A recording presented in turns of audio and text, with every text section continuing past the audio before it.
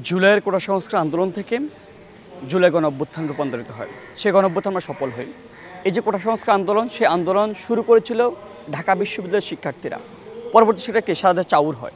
তো এই শিক্ষার্থীরা এই আন্দোলন কিন্তু কোটা সংস্কারকে শুরু করেছিল, কিন্তু এই আন্দোলন যখন ছাত্রলীগ হস্তক্ষেপ করে, যখন ছাত্রলীগ হামলা করে, তখন আন্দোলনের গতিপথ ভিন্ন দিকে রূপ নেয়।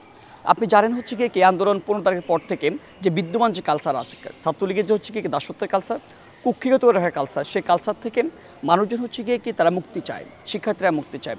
তো একটা পর্যায়ে তারা শিক্ষার্থী সফল হয়।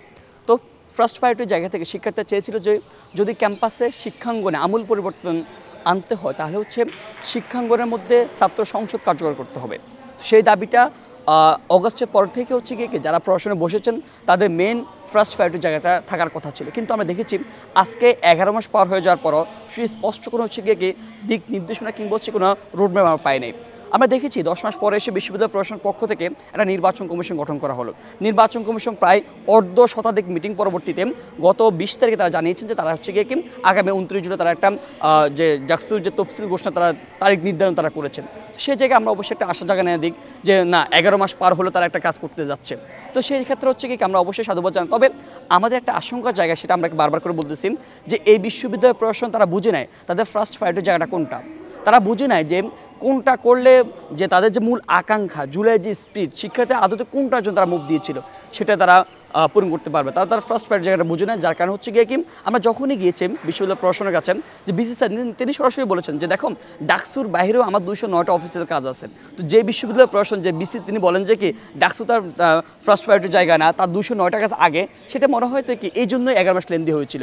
তো আমরা ওইটাকে আবার বয়ের জায়গাটা আমাদের, যে আবারও তারা অন্য কোনো ইস্যুর সামনে চলে আসে কিনা, কিংবা অন্য কোনো বিষয়টাকে তারা বেশি হাইলাইট করে কিনা। তো এই জায়গাটা তারা হয়তো ফার্স্ট প্রায়োরিটির জায়গা দেয় নেই। আর একটা বিষয় যা আমরা মনে করি যে বিশ্ববিদ্যালয় প্রশাসন বলেন, তারা তাদের যে বৈধতার জায়গাটা আসলে কারা, তাদের বৈধতা কে দিচ্ছেন, কিংবা তাদেরকে সামনে কারা বৈধতা দিবে সেটা তারা বুঝতে পারতেছেন না। কিংবা বুঝতে তারা হয়তোবা তারা যে কারো না কারো আশীর্বাদের হাত তাদের মাথার উপর রাখতে চায়।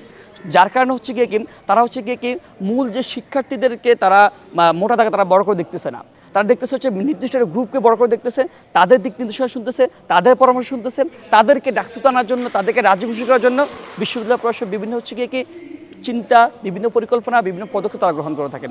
আমার মনে হচ্ছে সেই জায়গা থেকে ডাকসুটা এতদিন লেন্দি হয়েছিল।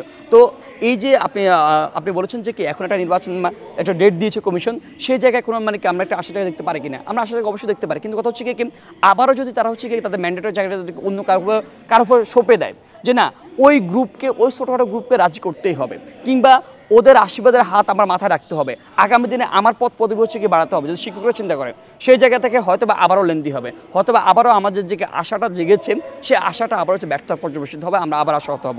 তো এই জায়গায় বিশ্ববিদ্যালয় প্রশাসনের কাছে আমার একটা দাবি কিংবা আহ্বান জানাতে চাই যে আপনারা আপনাদের বৈধতার জায়গাটা আগে বুঝেন, যে আপনাদের আসল ম্যান্ডেটের জায়গাটা সাধারণ শিক্ষার্থী, সকল শিক্ষার্থী, কোনো একটা রাজনৈতিক সংগঠন না, কোনো একটা যে ভাবি ক্ষমতা যারা আসবেন এরকম কোনো ব্যক্তিত্ব না, যাদেরকে আপনি তেল দিতে হবে, তোয়াজ করতে হবে, যারা আসতে হবে না, আসতে হবে কিছু হবে। যদি আপনারা এমন মেন্টালিটি কিংবা ব্যক্তিগত যে স্বার্থ জায়গাটা যদি আপনারা দূরে ছড়িয়ে দিতে পারেন, তাহলে মনে হয় যে শিক্ষার্থীরা মুক্তি পাবেন। সেই যে স্পিরিটটা, আমরা যে আকাঙ্ক্ষাটা ধারণ করি, সেই আকাঙ্ক্ষাটা বাস্তবায়িত হবে। যদি এই অবস্থা পরিবর্তন করতে চান, তাহলে অবশ্যই আপনার প্রায়োরিটির জায়গাটা, আপনার বৈধতার জায়গাটা, আপনার কমিটমেন্টের জায়গাটা অবশ্যই প্রতিফলন ঘটাতে হবে।